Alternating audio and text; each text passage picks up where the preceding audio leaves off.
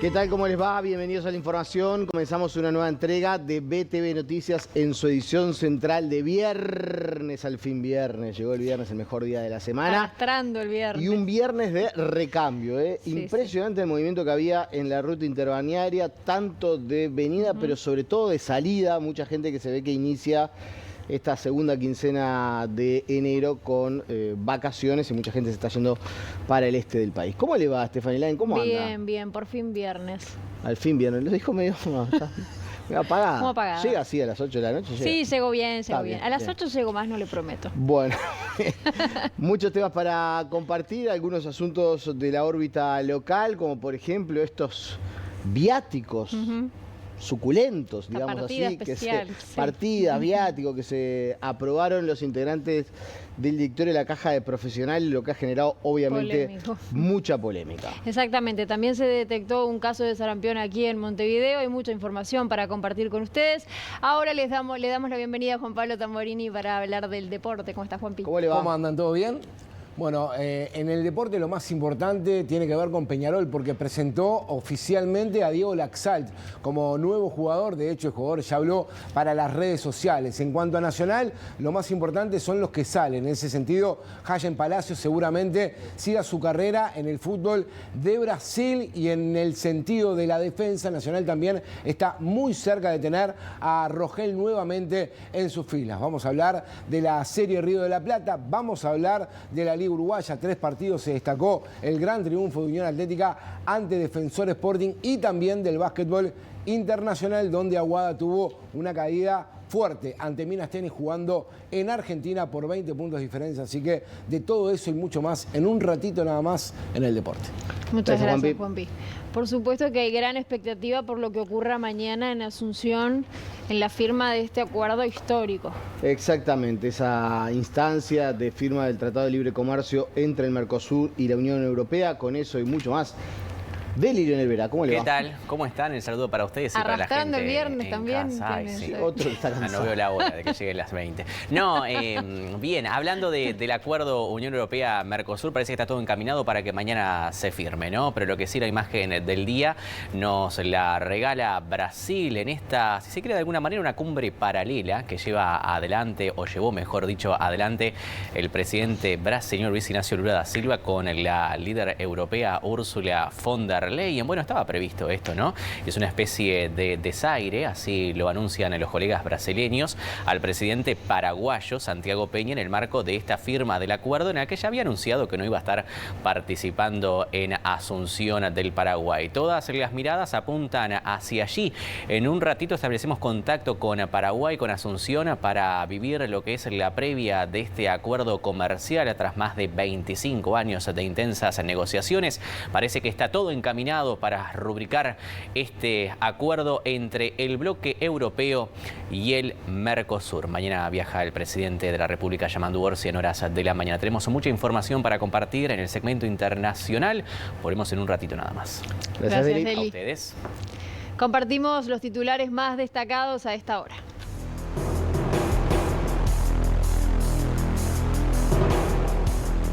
Directores de la Caja de Profesionales Universitarios aprobaron recibir una partida mensual de 131.000 pesos.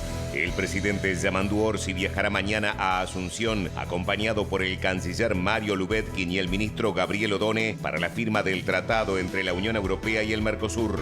Se confirmó el primer caso de sarampión en Montevideo y hay 33 personas en observación porque tuvieron contacto con la persona afectada.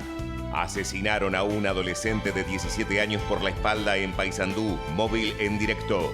En nuestra columna de espectáculo dialogamos con Gustavo Hernández, director de la película El Susurro, que se estrenará la próxima semana en cines de todo el país.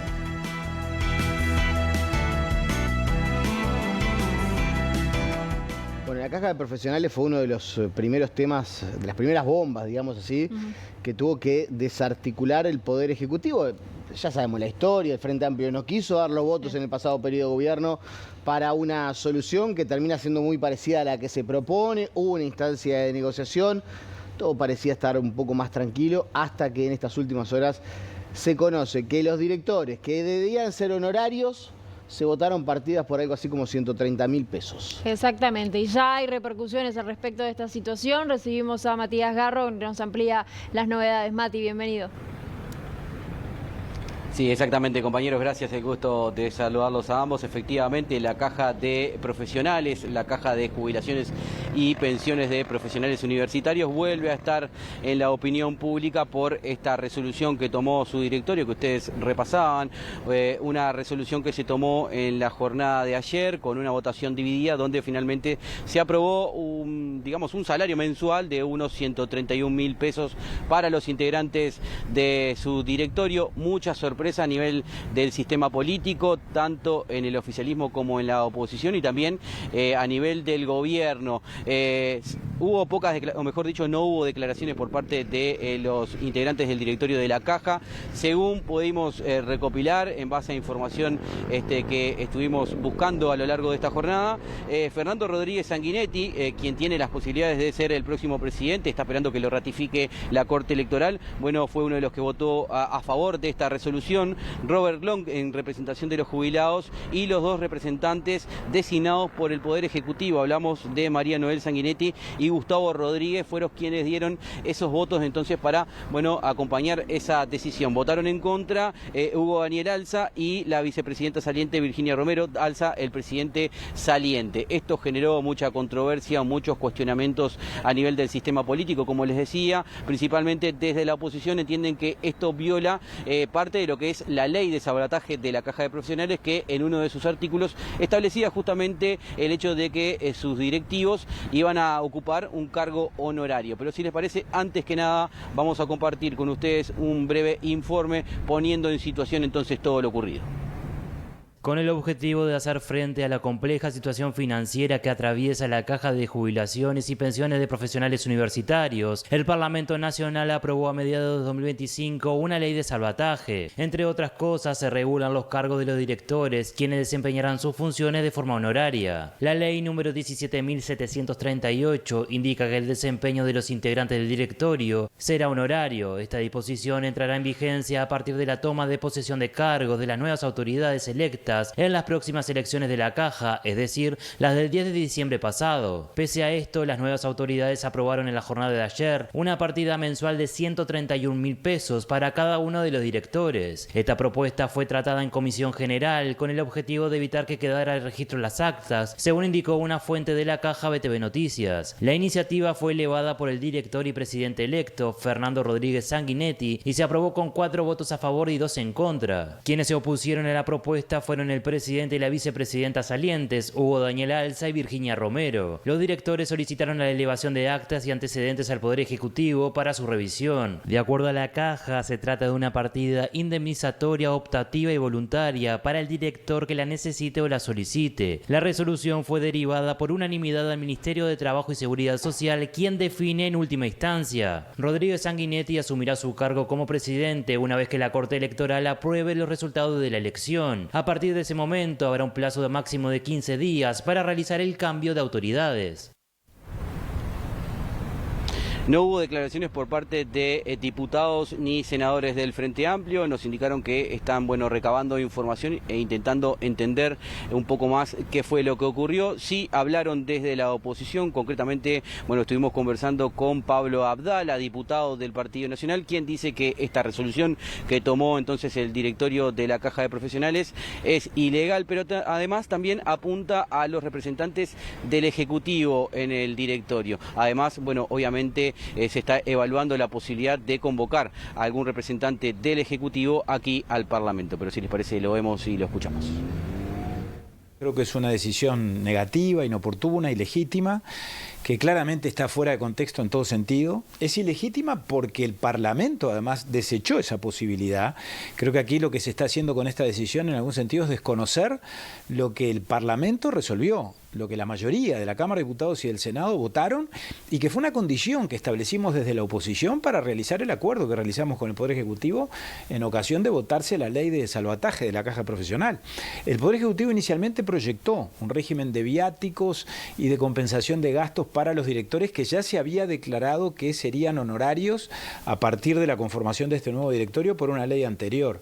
Y sin embargo ahora tomar esta decisión por una vía oblicua, porque claramente hablar de una partida para secretaría de esta magnitud, todos sabemos que trasciende los límites del gasto razonable que pueda haber en cualquier secretaría, en cualquier oficina, bueno, evidentemente esto tiene la finalidad oblicua, repito, de asignarle un salario, una compensación salarial o una retribución, esa es la palabra concreta, a los directores de la Caja Profesional, que en realidad la ley claramente desechó a texto expreso.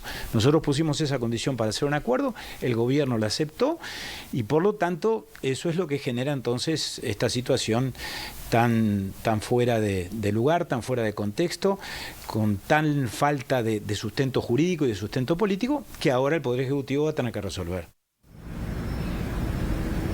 El diputado colorado Adrián Yuri también dijo que los tomó por sorpresa esta decisión del directorio de la Caja de Profesionales. También cuestionó a los representantes del Poder Ejecutivo y además también reclamó, bueno, al Poder Ejecutivo que tome medidas, que tome cartas en el asunto. Nos llama mucho la atención. ¿Por qué nos llama la atención?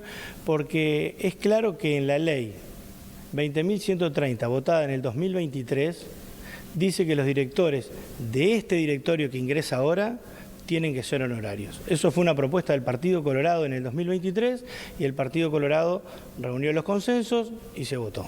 Ahora, cuando vino esta reforma de la Caja de Jubilaciones de Profesionales, el Ejecutivo vuelve a mandar un artículo donde quiere poner viáticos, dietas, le llaman de distintas maneras. Para nosotros es un sueldo disfrazado.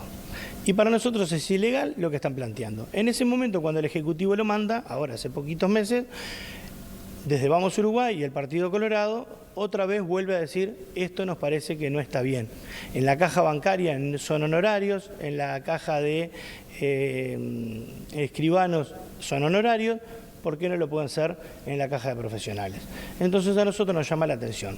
Acá hay dos puntos que son más claros y que son los dos miembros del Ejecutivo. Eso es preocupante. No sabemos si el Ejecutivo está de acuerdo con esto o los dos integrantes del Ejecutivo actuaron sin consultar. Creo que el Ministerio de Economía tendría que tomar cartas en el asunto.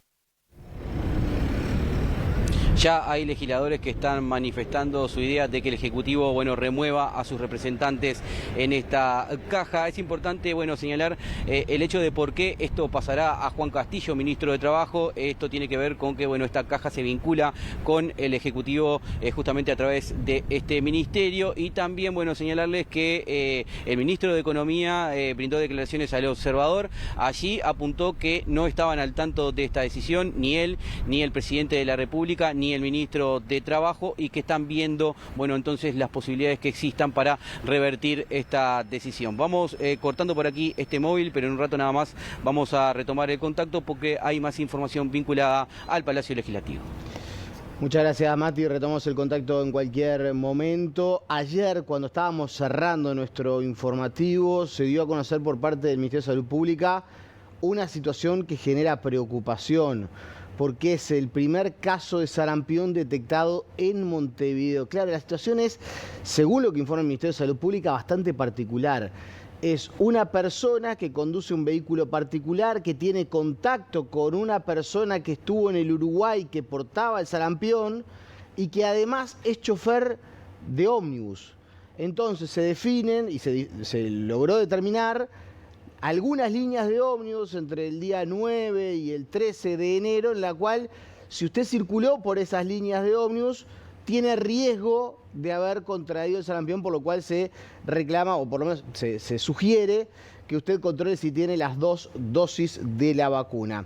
El Ministerio de Salud Pública recuerda que la enfermedad tiene alta transmisibilidad y que los sectores de la sociedad más vulnerables son los lactantes menores de 1 año, los adultos mayores, las mujeres embarazadas y personas con un sistema inmune deprimido.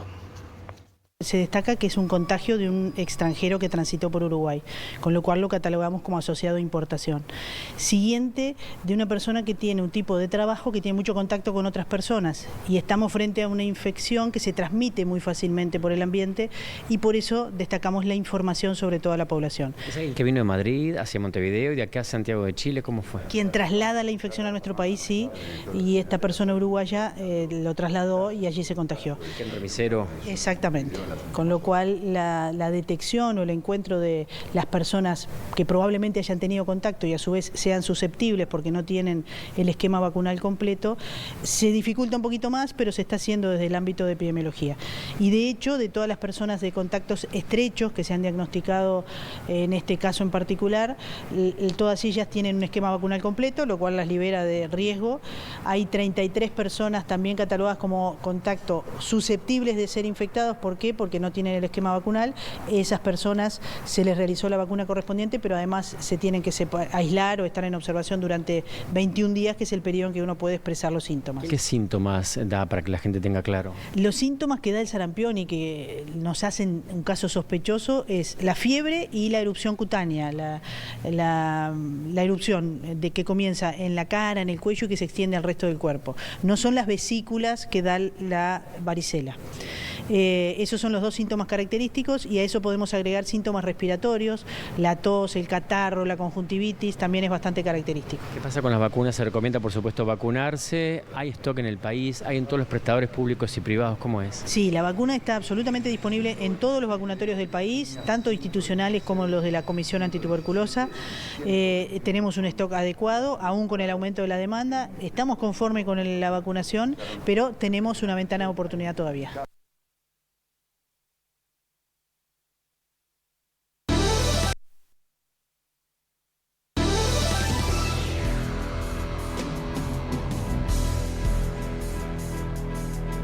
Momento de abrir la ventana al mundo con mucha expectativa de lo que va a acontecer en las próximas horas. Ya se está palpitando la previa en Asunción. Sí, desde 1999 que estaba trancado este acuerdo que venían negociando entre la Unión Europea y el Mercosur. Para tener en cuenta qué es lo que se va a firmar mañana y qué representará de ahora en más, los bloques juntos representan, vean ustedes, el 30% del PBI mundial y alcanzará a 700 millones de consumidores. Parece que está todo listo en Asunción.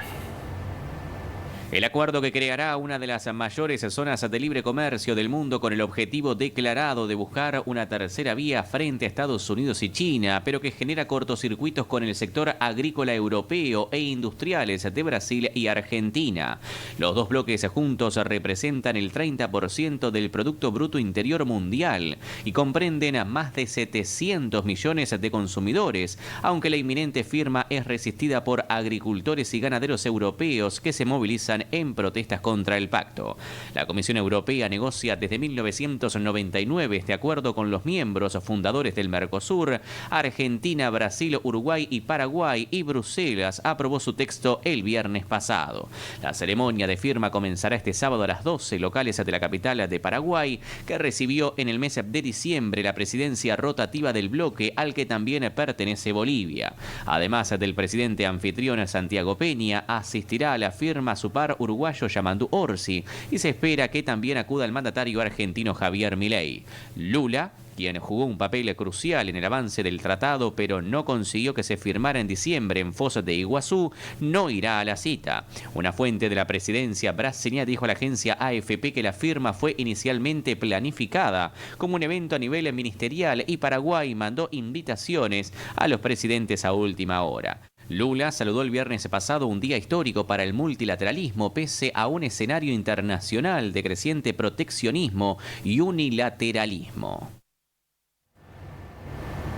Bueno, deja en evidencia esto que el bloque no está del todo unido. Si a ustedes les parece, vamos a establecer contacto con Asunción del Paraguay. Allí se encuentra el colega Domingo Carlo Magno de Mega TV de Paraguay. Domingo, ¿cómo estás? Muy buenas tardes para ti.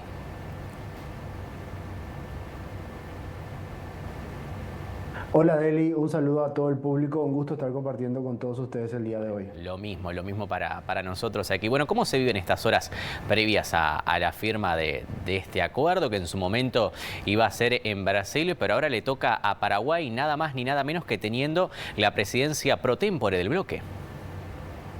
Claro, y no solamente eso, hay que recordar que el Tratado de Mercosur, el Tratado de Asunción, el que formó el Mercosur, también se firmó acá en Paraguay en 1991. Entonces es un momento histórico porque demuestra también el gran salto que va a hacer este bloque, porque ahora estamos hablando de un tratado de libre comercio entre dos bloques comerciales muy importantes a nivel mundial. Ya lo decía el informe que ustedes pasaron previamente. Estamos hablando de un mercado de 700 millones de consumidores y representando 30% del PIB mundial. ¿Y dónde se va a llevar a cabo esto? En el Teatro José Asunción Flores, dentro del Banco Central de Paraguay, donde se firmó el acuerdo de Asunción, el Tratado de Asunción. Entonces hay mucho simbolismo detrás de este evento. También los líderes de Estado van a estar acá, si bien los cancilleres son los que firman, los ministros de Relaciones Exteriores, van a estar los presidentes presentes, salvo Lula da Silva, que se va a ausentar, y también hay otros mandatarios invitados, como por ejemplo el presidente de Bolivia, Rodrigo Paz Pereira, y el presidente panameño. Claro. Ya comenzaron a llegar las delegaciones del Mercosur. ¿Cómo es el movimiento a esta hora allí en Asunción? Sí, acá lo que está haciendo el gobierno más que nada es ultimar los detalles y principalmente ya lanzaron el operativo de seguridad, porque estamos hablando de altos perfiles de jefe de Estado, no solamente en la región, sino también va a estar Ursula von der Leyen y otros altos miembros de la delegación europea. Lo que se está coordinando ahora es, por ejemplo, con la Policía Municipal de Tránsito, para que las delegaciones puedan respetar el itinerario, no tengan problema trasladarse de un lugar a otro, y también establecer los desvíos correspondientes cerca del Banco Central del Paraguay, que es una zona bastante transcurrida. También, por ejemplo, se va a brindar seguridad a todas las delegaciones. Aparte ya de la seguridad que vienen, se le va a asignar una custodia independiente, y las Fuerzas Armadas también, como es costumbre, van a brindar tareas de apoyo. Claro. ¿A Paraguay en qué le favorece, si ya está establecido, pormenorizado el tema de este acuerdo? ¿En qué le favorece? ¿En qué sectores repercute? Es muy interesante este acuerdo porque Paraguay solamente tiene 2% el total de las exportaciones paraguayas, la Unión Europea solamente el 2%, apenas el 2%. Entonces de lo que se habla son dos cuestiones. Uno, el gran salto en la exportación que se puede llegar a dar a la Unión Europea, principalmente en el sector ganadero. Y también el tema de las certificaciones, que algo que Paraguay ahora que está exportando a varios países o está interesado en ingresar a varios mercados, tener el aval de poder vender y en un mercado tan exigente como la Unión Europea es como el ticket de entrada que podría llegar a tener el resto de los países del mundo. Ahora, está generando muchas dudas, principalmente en el sector agro, en la soja, por ejemplo, por algunas de las medidas que se llaman, nosotros acá le estamos diciendo las medidas salvaguardia o las medidas para arancelarias, algunas cuestiones que entraron en el acuerdo por fuera de los aranceles, que está generando muchas dudas respecto a la sostenibilidad de este tipo de acuerdo futuro. Claro, bueno, te quiero compartir contigo una de las imágenes de las postales que fue hoy esa cumbre, así la han catalogado como una cumbre paralela por parte del presidente brasileño Luis Ignacio Lula da Silva con Ursula von der Leyen. Las podemos ir compartiendo y te voy a pedir un análisis, ya que contamos contigo y sos analista internacional. ¿Cómo ha caído esto en Paraguay, esta reunión bilateral entre Brasil y la Unión Europea previo a la firma de este acuerdo? ¿Hay repercusiones? ¿Qué dice el gobierno paraguayo? De alguna manera es un tipo de desaire, ¿no?, al presidente Peña. Sí, primero te voy a dar la postura del gobierno y luego te voy a dar mi postura propia. La postura del gobierno es que no hay ninguna mala sangre entre ambos gobiernos, sino que, por ejemplo, el canciller paraguayo está en constante comunicación con el canciller también brasileño. No hay ningún tipo de rencor, son cuestiones que se dan simplemente que a veces el presidente no puede asistir a la firma. Pero que están en constante comunicación y que la relación está más que bien. Es más, el presidente Santiago Peña siempre se ha mostrado como un amigo de Brasil muy cercano a Lula da Silva. Esa es la posición del gobierno frente a lo que pasó. Pero hay que recordar una cosa, que y ahí entra el análisis mío, que es la segunda vez que Brasil se nos adelanta a nosotros en un evento que por lo menos Paraguay es histórico. Cuando fue la cumbre del Mercosur, el traspaso que se quería firmar luego ahí en Foz de Iguazú, Nosotros estábamos agendados para inaugurar un puente de la integración con Brasil. Sin embargo, Lula da Silva de manera unilateral un día antes inauguró el puente antes que esté la delegación paraguaya también. Entonces eso ya generó un sentimiento de incomodidad y ahora ese mismo patrón se vuelve a repetir. ¿Qué pasa? Hay que recordar que Lula fue uno de los mayores impulsores de este acuerdo y siempre fue el que estuvo en contacto permanente con el lado europeo para lograr destrabar los desacuerdos que había. Entonces él siempre veía como una victoria diplomática el firmar mientras que Brasil tenga la presidencia pro tempore. Por eso es que él estaba muy decidido a firmar en Foz. Sin embargo, como eso no se dio, finalmente se da con la presidencia de Paraguay, que es casualidad. Es casualidad porque también esto generó un debate. O sea, ¿por qué llegamos a este punto? Es más que nada por el debate que generó en la Comisión Europea. Claro, claro. Bueno, Domingo, te agradecemos. Hay que destacar también que la relación no está del todo bien con el presidente Milei de Argentina, ¿no? También esto influye. Es un desastre, si se quiere, de alguna manera para el presidente Peña, pero también para Javier Milei.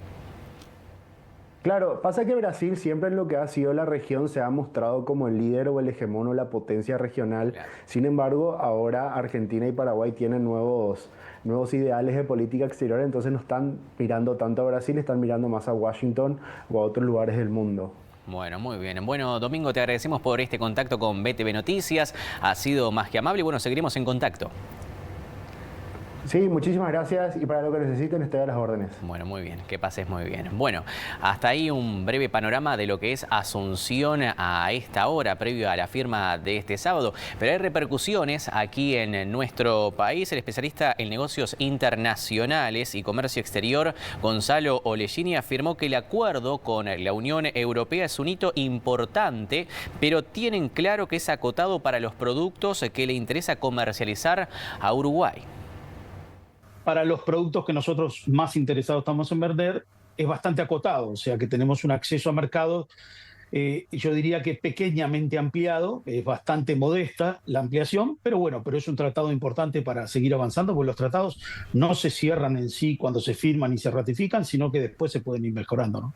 Hay un 70% de los productos que van a tener una desgravación a cero cuando el acuerdo se ponga en vigencia. O sea, en este caso, cuando lo ratifique el Parlamento Europeo y lo ratifique, por ejemplo, el Parlamento Uruguayo, que funcionaría entre la Unión Europea y Uruguay, mientras el resto todavía no lo ratifique, en ese caso, ahí en la fecha que entre en vigencia, el 70% de los productos van a pagar arancel cero. Pero tenemos que tener algo bien claro. A veces ese 70% no son los productos deseados plenamente por Uruguay, pero también ahí hay oportunidades de nuevas posibilidades de productos, porque hay muchos productos que hoy no vendemos porque tenemos una estructura arancelaria muy alta. Entonces, en ese 70% también hay un potencial.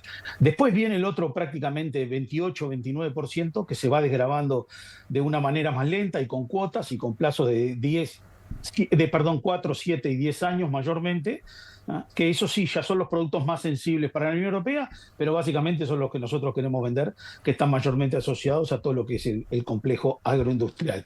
Ahí sí tenemos plazos más largos, bajadas más lentas y cuotas que aumentan porcentajes bastante bajos. Por eso yo decía que es un acuerdo de alcance, en principio, bastante modesto para los productos que nosotros estamos interesados. Bueno, y los ganadores y los perdedores también le consultamos a Ollesini. Muchos sectores que se van a ver beneficiados, quizás, como decía, modestamente, como puede ser todo el tema de lo que es la carne, están los top de lana, hay los productos cítricos, hay algunas frutas también, la miel, el arroz.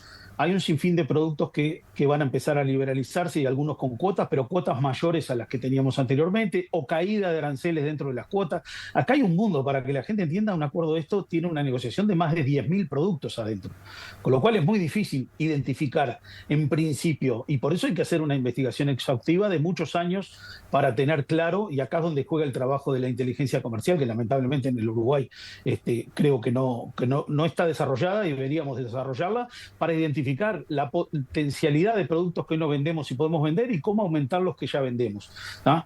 Y ahí es donde uno tiene que entrar en esta lista y poder ver qué es lo que vamos a tener en principio o pensar que pueden ser ganadores por ingresar a nuevos mercados. Pero hay mucho trabajo para hacer, ¿no? Hay que mejorar nuestros productos, hay que mejorar nuestra presentación, la calidad, los tipos de productos, identificarlos con el consumidor europeo, que no es lo mismo que vender para consumidores dentro del Mercosur. Y después hay los sectores que uno siente que quizás se puedan llegar a ver más afectados, y ahí se ponen arriba de la mesa principalmente un par, ¿no? En principio un par, que son el tema vitivinícola y el tema también de lechería. Cuando hablamos de lechería estamos hablando de productos finales, ¿no? Porque hoy en Uruguay mayormente somos un exportador de productos en commodities, como puede ser la leche en polvo, y también el tema de ya sea los quesos y la mantequilla, pero yo creo que la lechería de productos mayormente elaborados, y ahí es donde juegan también los quesos, son los que van a tener una fuerte competencia de Europa. Europa es un gran productor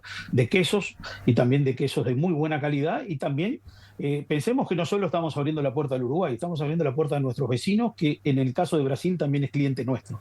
Entonces acá juega un efecto carambola, ¿no? No solamente nosotros vamos a aperturar nuestro mercado para que ingresen los quesos europeos, sino también Brasil, que a su vez también nos compra a nosotros. Entonces ahí es donde uno ve quizás no sectores perdedores, pero sí sectores con más riesgo, ¿no? Momento de hacer la pausa. Pausa y enseguida volvemos con más aquí en BTV Noticias. Ya venimos.